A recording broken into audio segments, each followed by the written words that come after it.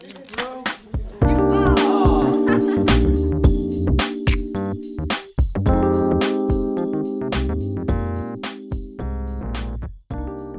welcome back to the Brass Monkey podcast, where we dive into the stories, the sounds, and the creative journeys of Australia's most captivating musicians. And I'm your host, Adam Simon from Crowdcast, and today I'm joined by a true pioneer of Australian blues, Dom Turner. Now, many of you know Dom from his decades of work with the iconic Backsliders and his unmistakable slide guitar, his deep, deep love of traditional Delta and rural blues. But right now, Dom's pouring that experience and that passion to his current project, the Rural Blues Project, a raw, rootsy, story-driven outfit that brings rural blues into the present in a way that feels both authentic and alive. And guess what? Where's he playing? The Brass Monkey. That's right. This coming Saturday night, November 22nd, Dom Turner and the Rural Blues Project is live at the Brass Monkey. So consider this maybe a bit of a warm-up show to get your senses tantalized and get on down there on Saturday night. So, Dom, welcome to the podcast. It's a real pleasure and a privilege to have you on. Fantastic. Thank you very much, Adam. Great to be here. And you're one of the few people that can pronounce that band name. I kind of regret calling it the Rural Blues Project. I couldn't tell you how many festivals. So we did one last week. And the poor announcer stumbled over the rural so I kind of regret calling it that, but you did a beautiful job on that. Thank you very much. Perfect. So it's come from years of doing radio and stuff, like saying the word rural and so on, but I agree. Well, what about that? Let's talk about that for a moment. I mean, you've been in various incarnations in various bands and so on. How much of it goes into a brand for you? And you've been through these bands and so on. How much thinking for a young artist coming up? How important is that for a contemporary musician to have a strong brand name and really think about what your band's going to be called? That's a good question. Well, okay, so I'm going to answer it in two parts. The first part, the reason with this band why I called it Rural Blues Project is because I had an agenda, and the agenda is that the kind of blues that I mainly listen to comes from rural areas. I do listen to stuff from the city areas. People will be familiar with B.B. King and those sorts of artists who actually came from the country. But they ended up in Chicago, and they ended up playing what I call city blues, which I love. But it's a far more regimented form, and the kind of forms that I really like are from the country areas, and it's not that it's country music, it's rural blues, and it's much more of an African form. So I had an agenda with that name, but in terms of names, I'm not really sure, because I mean, when you think about it, like say the Beatles, it's actually a pretty silly name, but what it means now. It sets up a whole other schemata on what your brain thinks of when they hear that name. So, and these days I often make the joke that I probably should call my next band some really silly name, because like what do you got? Lady Gaga, you got all of these particular. What I call silly names seem to get. I mean, she's an incredible talent, so that's part of it as well. But so I'm not really sure. I'm not really sure whether it. I'm sure it is. I'm sure a branding is important. But how a name suits you is probably the most important part. Whether it's going to suit what you do or not. Reminds me many moons ago when I left school and all my mates were there, and we wanted to all throw in money and buy a Greyhound, and we wanted to call it Photo Finish. So you'd have Photo Finish and the Photo Finish, and the Greyhound Racing Society said, no, not at all, go away. Don't be stupid. So that was a dream once. It's a pretty good name. I love that one. I want to go back to when Dom Turner first met the blues. We talk about Robert Johnson and the Devil and so on. Where did you and the blues first meet? I met blues music through probably the same avenues as most baby boomers in Australia did, and probably in the UK as well, where you kind of met it through artists such as the British blues artists, they were called the British Invasion because they took blues music in the 60s, so British bands, and then they ended up going to America and becoming huge. And some of them then acknowledged the original artists, and that, it was a circular thing where the original artists then got more fame. So I kind of came through it that way, where I was listening to the Rolling Stones, the Kinks. Surprisingly, the very first album of the Kinks was all blues. The Who, same thing. Their first album was all blues. as in like versions of blues. So I listened to that Yeah. music, not really knowing what it was. You do hear people throwing that word around, blues, whatever. But then I kind of got tapped into the sounds. And I also started because they were vinyl albums, you could look on the back, you could get the information quickly, and I could see, who's this guy, McKinley Morganfield? Try and find this guy. Oh, that guy's Muddy Waters. Okay, let's check Yeah. his records out. And then you just go off on a whole other tangent. Now, I still love what the Rolling Stones and those other bands I mentioned did with blues, because it became another thing. And in this many respects, I'm doing the same thing. I know it's not going to sound like the artists from, nobody should sound like anybody else, really. You all should sound different. So, and so that's kind of how I got into it. And then I just went off on a whole other tangent. Like I was in high school, and then I just became obsessed with probably the first ones I got into was, I remember Leadbelly was one of the first artists where I went out and bought albums. And then Mississippi Fred McDowell. And I actually didn't get to Robert Johnson, well, I think later, but it was probably only 6 months later in the scheme of things. It was just, record buying, and you end up going into, the independent record stores in Sydney, in the city in those days. And because the records were hard to get, really, and you'd pour through and it was Blind Blake and Blind Lemon Jefferson, and I just kind of went nuts, and again started to realize that the music that I loved the most was I hesitate to say the earlier stuff. People used to refer to it as the pre-war blues, meaning the acoustic stuff, but actually it lives on to this day in that rural form. So yeah, that was kind of the road for me. But you're quite right what you're saying there about the blues and bands that ended up becoming rock icon bands like The Who and Yardbirds and so on were blues bands. I've always said The Doors were a blues band to start with. And our very own Cold Chisel, I thought, was always a blues band before it became a rock band. You had Moss and Walker and those blues riffs and feels. It's a funny thing, and that real, as you say, that baby boomer, that post-war era, was such a growth area. I mean, the Stones came out of there, and obviously they named themselves after the Muddy Waters song, but it's a remarkable thing, and you talk about, like, the liner notes and who played on this and so on. We miss that in the current day and age, don't we? Because through streaming or YouTube and so on, we don't get that full experience, do we? No, we don't. I mean, I know it's there, and people go, "Oh, look, everything's on the internet." It's there, but you have to look for it. Yeah. And with the album covers, like you say, it was right there in front of you. And because it's not a visual medium, it's an audio medium. So you'd buy the record, you'd take it home, and you couldn't just skip through bits and pieces and then do something else. You had to sit down and focus on it, put the needle on and listen to the whole. I mean, you could jump through, I suppose, but you tended to listen to the whole thing. And then what are you going to do while you're doing it? You're going to pore over the liner notes and read about all the people and basically educate yourself. That was a great process. It was cathartic, wasn't it? You get that vinyl and you'd sit maybe on a beanbag or the lounge room next to the stereo, and you'd read through the liner notes, and you have to change it over, and you go and read through them again, and it's a time lost. Exactly. Yeah. It's I mean, Yeah. I was really heartened recently when I went into Red Eye Records in the city in Sydney, and I saw young people in there, like in their 20s and 30s, and they were going through the vinyl records and buying up stuff. And there was more. It was on a Saturday, which is a busy day. There was more young people than there were people my age, and I was like, this is great, because that's the sort of thing. I'm not taking anything away from the digital medium form, because I use that as well. But the beauty of as we just talked about, that you read and learn at the same time as you're listening.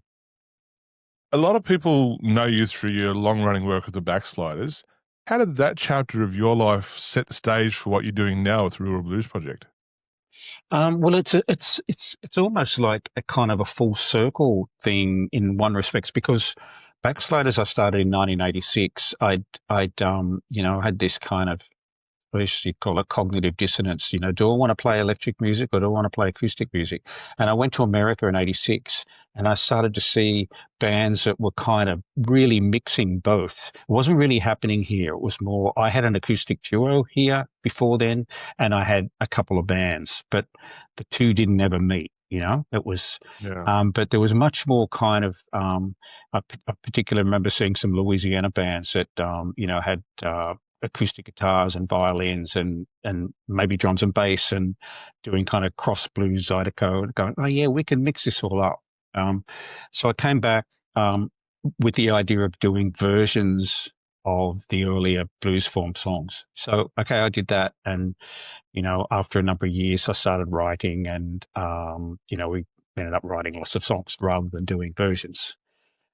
And then in the last 2 years, I just thought I want to revisit that idea, but take it even kind of on a more of a wilder journey where the versions are far more out there or, quite different from the original, Yeah. some songs we do kind of sound more like the Grateful Dead than they do Robert Johnson, or I do, in particular, we do a couple of Lead Belly songs that end up going off on a San Francisco Grateful Dead kind of tangent. So I'm just kind of throw it all together in the mix, and I still want to be.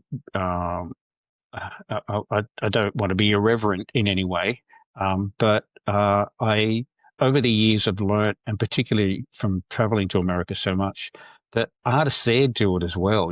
Like original artists or descendants of some of the greats do a similar thing. They take songs and then they mix them up and do something else with them. And I thought, yeah, I'm gonna really push that envelope. Mm.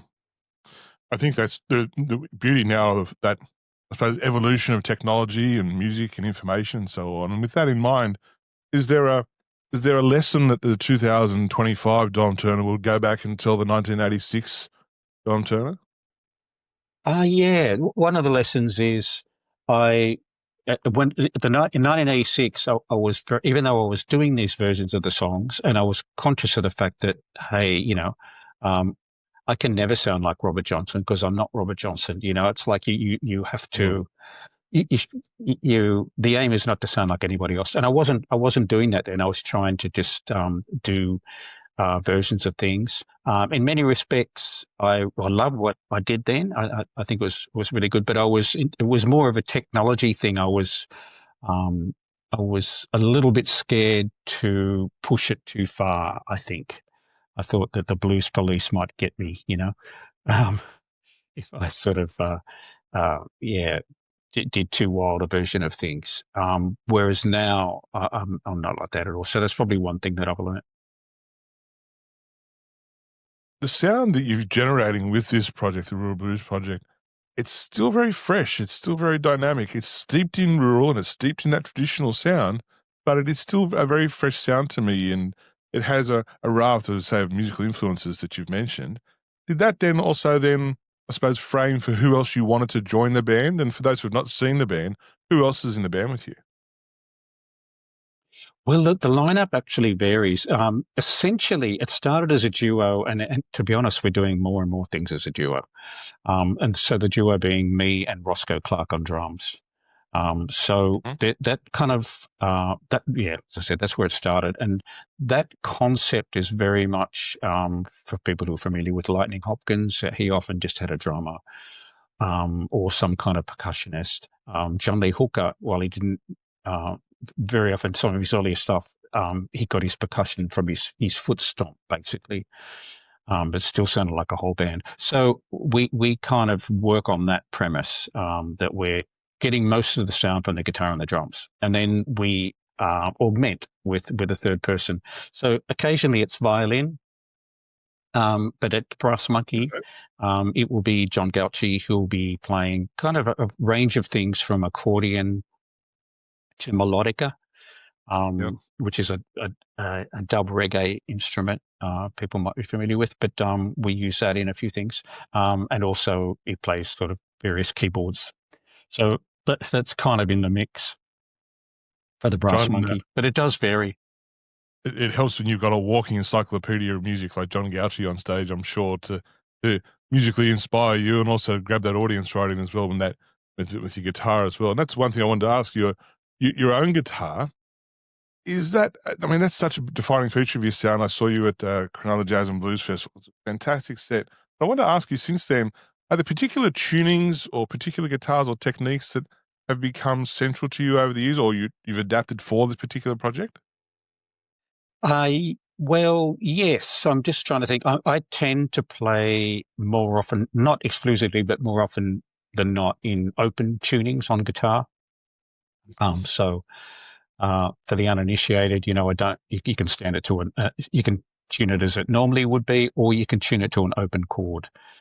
So I do that more often than not for a number of reasons. One is that in particular the earlier blues form, it's a little bit more like playing a piano Mm, in that, the piano's got two hands going, one hand's doing bass, the other hand's doing the treble, essentially. And when you play in open tuning, and you play not with a plectrum, with my right hand, but with your finger style, and you set a bass with your thumb, which is why we don't have a bass player. So you're basically playing the two parts like you would on a piano. And you can do that in standard tuning, but it becomes a little bit more difficult in some instances. So I'm doing that, but I'm also playing a melody more often than not with a slide on my finger. So it's kind of like two parts going on there. But in this band, I tend to use lower guitar tunings, mhm. which was there's artists in the past and in the present who do the same sort of thing. They're kind of closer to a baritone tuning. And I also play 12-string in this band, 12-string guitar, but I tune the 12-string guitar in the same fashion that artists like Leadbelly and Blind Willie McTell did, which is baritone. They tune it rather than tuning it to a standard tuning with an E note on the bottom. They go down, I think it's 4 or 5 steps down to a B on the bottom, and everything is tuned relative to that. So it's the same chords as playing in a normal guitar tuning, but it's just way lower. The the guitar nerd in me could sit here and listen to this all night and so on.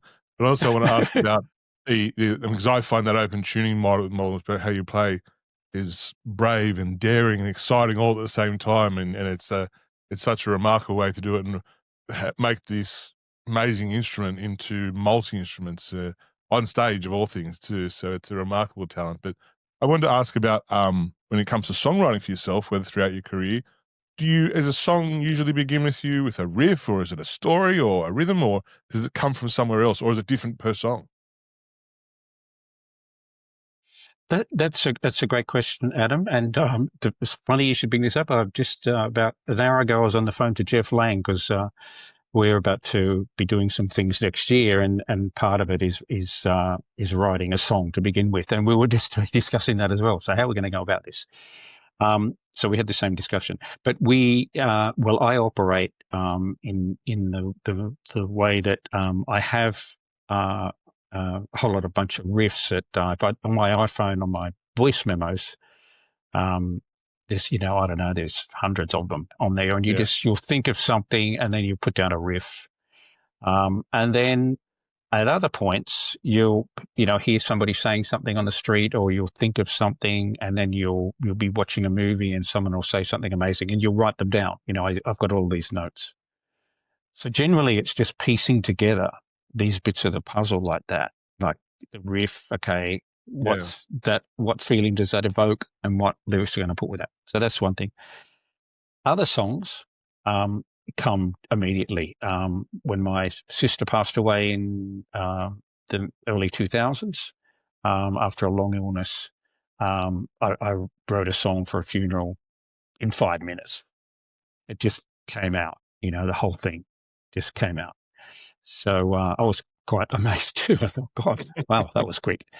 And I don't normally write like that, but I think if some kind of, really catastrophic event happens or something that really gets Yeah. it can pour out. I think if And then the iPhones last way were, I do it is, and often uh,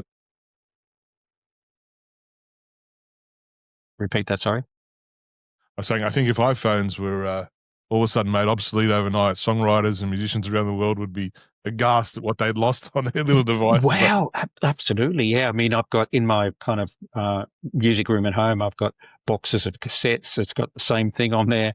I mean, I've got mini discs as well. People will remember that. Same Yeah. thing. I used to carry them around with me. And I've got lots of little notebooks of scraps in there. But I've I'm more often than not using the phone, and you're right. I hope I don't lose it. Yeah. Yes. And then the last way is, and I write a lot in this fashion, mainly music, and that is just with a drummer. And so with Right. Backsliders, for example, um, often when we're going to make an album, me and Rob Hurst, we just get into a rehearsal studio basically with nothing, and then we just start playing like improvisation. And he'll start a beat, and then I'll start a riff, and then we record it, and then piece it together. And I do the same thing with Roscoe Clark, with Rural Mm. Blues Project, our latest single, Demolition Blues, that was written like that. We got in the studio. I actually had an idea, and then he just said a beat, and then I laid down the idea, and then put lyrics to it, and that's how we did that one. So I'll write a lot like that based off improvisational impetus. After everything that you've done across the Backsliders, collaborations, now Rural Blues Project, Don, what keeps you inspired to keep pushing, to keep experimenting, and also keep performing on stage? Because you do it with such passion and such vigor and such commitment to your craft, and there's got to be something behind it all that inspires you. Can you shed a little light on that for us? Yeah, I think it's really a culmination of everything that's involved in being a musician, from writing the songs to having an outlet that you got all these nutty ideas you want to put out, or the physicality of the instrument, the feeling of the noise. Like I remember years ago reading about Raikuda saying that when he was a child, he had an accident. He ended up losing an eye. He's only got one eye, Mm, and he was in the hospital bed. And his father bought him a guitar, brought mm, it in, basically for him to be entertained in the hospital, because he didn't play guitar. He was going to learn it. Anyway, what I thought was fascinating yeah, is Rice said, I laid the instrument on my body and I strummed it, and I felt the sound pour through my body. And I was like, oh, this is for me. And I yeah, understand what he's saying. It can be when you're playing a guitar, when you're holding it, an acoustic guitar, it's resting on your body. It's actually quite cathartic and quite therapeutic, which is why I think people like me play so loud. Your amplifier, you can feel the air move behind yeah. you. So it's kind of a combination of all of this stuff that's like, it's cerebral, it's physical, it's intelligent, it's stimulating. And if you stop doing it, which in periods of time you go, I'm too tired, I'm done on this. Mm. And you miss it so much. You just miss all of those aspects. And the guitar's that one instrument too, where I've seen thousands of bands, and I saw it with you, and I've seen you play live in both Backsliders and the current Rural Blues Project. Jeff Lang, he mentioned before, has the same ability. Even Stevie Ray and Jimmy Wall, it becomes part of the person's body almost. It becomes an extension of their arms and their hands, and it's almost like they fuse together. And you've got that skill, and Jeff's got that skill, and I think that's where the pure emotion that you're conveying through that instrument really comes through on stage. And I would imagine that's a great motivator for you as well. Yeah, it certainly is, because it's like, yeah, I didn't, I neglected to mention that it is. It's like you're kind of, it's another voice that you have, and particularly well, I think with a lot of instruments, but instruments like guitar, where they can be microtonal in that you Mm, can bend notes, slide notes. You can't do that on a piano. A piano, you, you hit a note, it's not going to bend and slur and all of that. Guitar, you can do that, and particularly slide guitar, which is what I play. mm. So that's really mimicking the human voice. So it really is another voice that you've got going on there.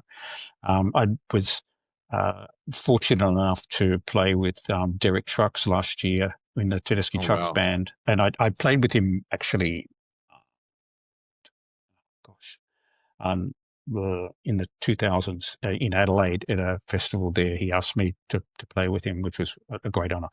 But anyway, people who know Derek and know what a wonderful, I mean, the king of the slide guitar, just incredible. Yeah. Um, but he doesn't talk on stage. He doesn't talk at all, and it's quite funny, really, because it's like he doesn't really need to talk.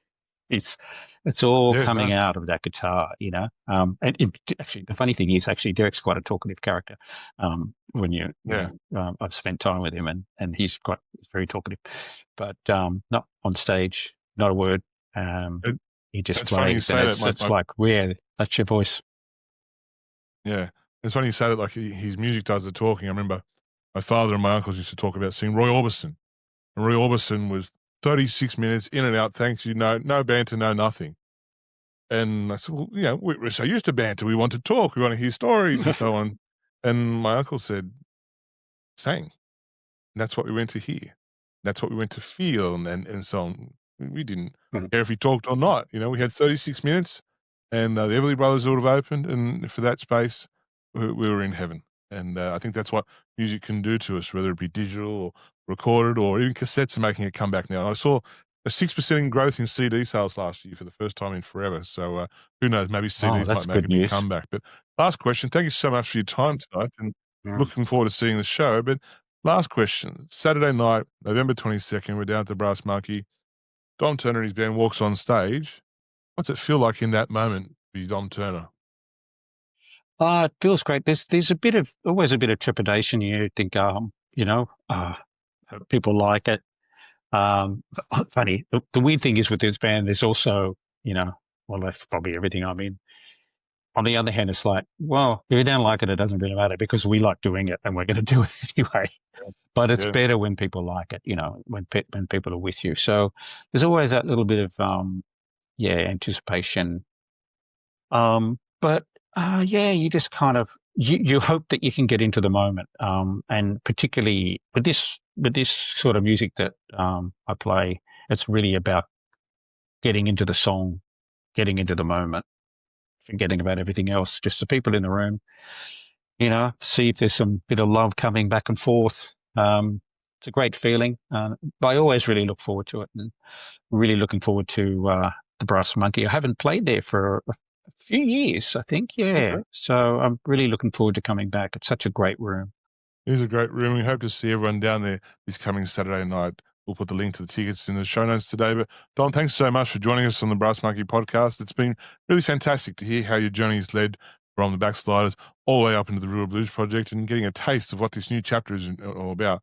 New singles currently out now. And for those listening, don't miss your chance to experience this live. Dom Turner and the Rural Blues Project playing the Brass Monkey Saturday, 22nd of November.